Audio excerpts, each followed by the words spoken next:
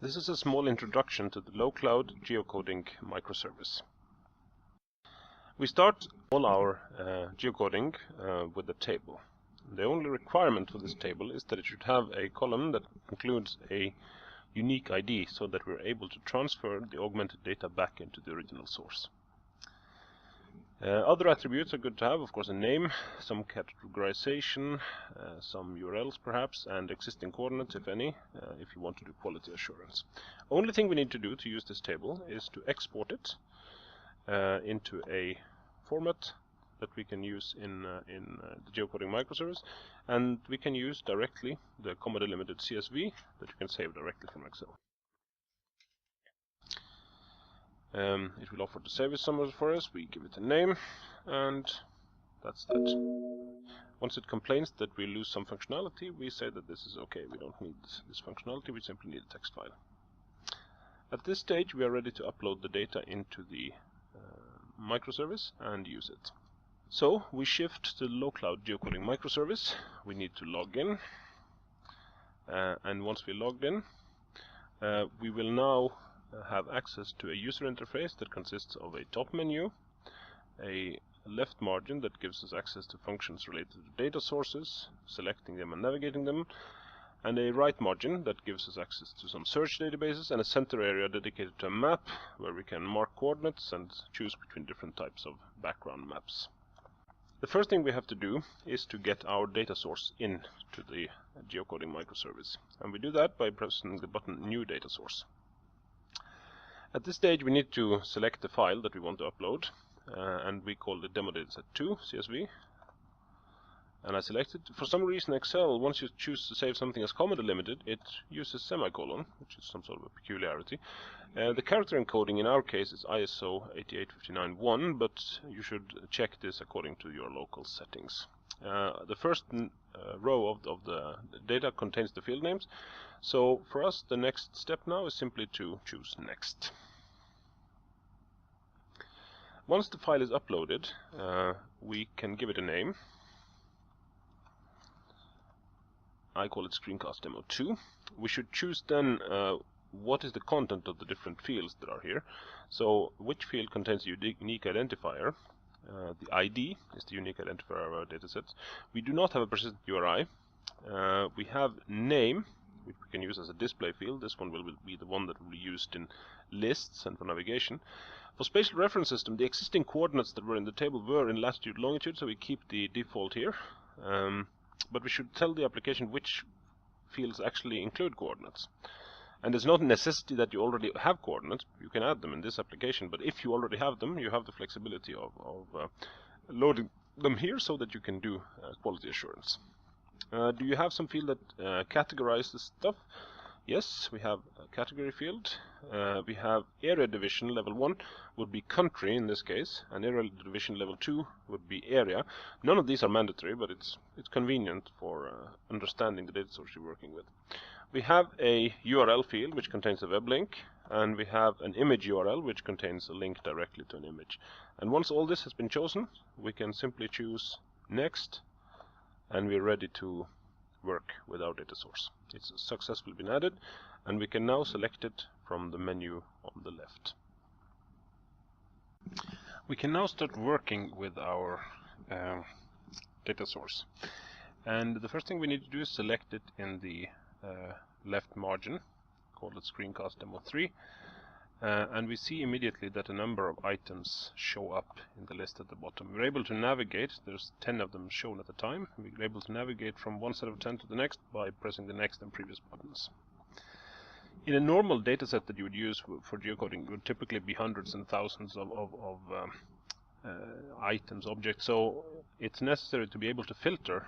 And as we specified fields in our data that contained areas and categories at the time of upload, we're also able to filter like this now. So we can choose objects that reside in England, France, Greece, etc. to filter. So we work on a smaller subset of the data. So I choose now to use England. I can also use sub areas, but since there's only one object in England, there is also only one visible sub area. So this item is here, and now I want to geocode it. So I choose select, I just click on the item in the list. Now this one actually had a coordinate already in the data. So that's a typical scenario. You will have a data set where you're not entirely certain about the quality, so you would like to use crowdsourcing to improve the quality of your data set. In this case, it looks like the position is pretty much accurate. For the sake of the demonstration, I will just move it. I do so just by clicking here, and when I move around this point here, you see that the coordinates update themselves in the map, in the form, the orange form below the map. Now I also have the option, of course, of altering the text and so on, or manually adjusting coordinates. But most importantly, I should indicate the level of certainty for this coordinate. In this case, I can see that it's specifically correct, so I choose 1, which is certain. 2 would be less certain, and 3 would be uncertain, and errors would be indicated by pressing this button. So if I choose save now, you will see that an indication light, green light, appears next to this one. If we were to choose any of the others, 2 or 3 or error, there would be other signs. So the traffic light paradigm is used: green, yellow, and red, and then specifically a prohibition sign, an error sign, when something is wrong. But in this case, it's correct. We specified at the time of upload that we had quite a lot of attributes here, more than what is shown here, so we're able to browse all attributes in the list here. We also specified a link for an image and for a URL, so we can choose this one, and it will open the image that we specified, or we can click this one, and it will open the web page, the URL for more information on the web. And this might be useful, of course, when you're looking for the accurate location for a resource. In addition, we have the flexibility of choosing between different types of maps here. We have all the Google ones, the Google Physical, which is a more stylized map, the Google Street Map, which is the most typical one, and the Google Satellite Map. We can also add other map sources. In this particular case, only this plus a Norwegian specific map has been added.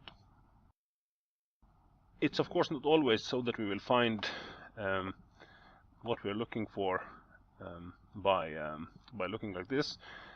We might have cases like this, Acropolis, which doesn't have a coordinate already.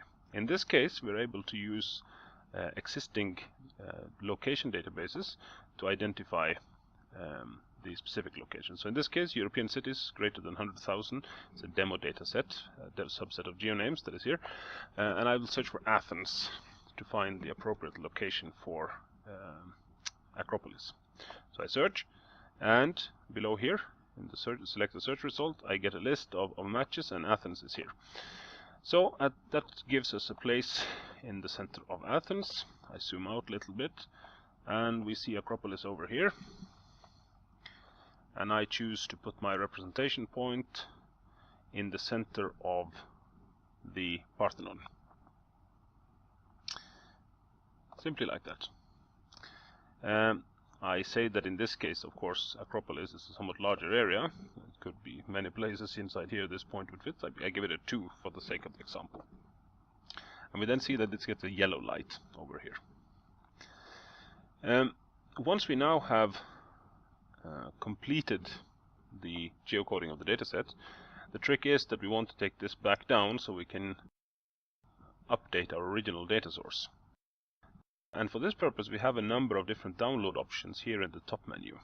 We can download a GeoJSON, KML, RDF, and a number of other formats which have not been implemented yet, but CSV will perhaps be one of the more important ones. But simply by having the dataset selected here in the left margin and clicking this one, we will automatically be allowed to download a file that we can save to our computer. And that we are free to use for whatever purposes we like, for application development, for updating the original source, etc. The GeoJSON file is quite useful for applications. The KML file is rather useful for verifying the locations in Google Earth. And the RDF is very, very nice for updating datasets that are already present in triple stores or thereabouts. So that concludes the brief introduction to the LoCloud Geocoding Microservice.